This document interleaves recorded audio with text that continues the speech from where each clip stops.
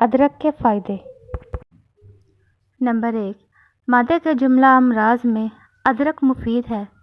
یہ دست آور بھی ہے اور قابض بھی۔ جن کو متلی، قے، بد ہضمی، یرقان یا بواسیر کی شکایت ہو،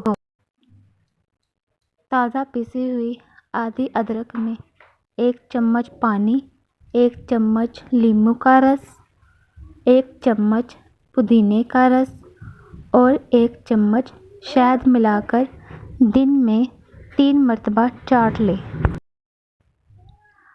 ادرک ریحال کو تحلیل کرتی ہے۔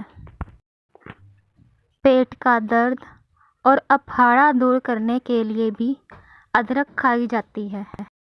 اگر آپ اپنا ہاضمہ درست کرنا چاہتے ہیں تو کھانے کے بعد تازہ ادرک کا چھوٹا سا ٹکڑا چبا لیں۔ اگر جگر کی خرابی کے باعث پیٹ میں پانی جمع ہو جائے تو مریض کو ادرک کا پانی پلائیں۔ یہ پانی پیشاب آور ہے اور سارا پانی نکال دیتا ہے۔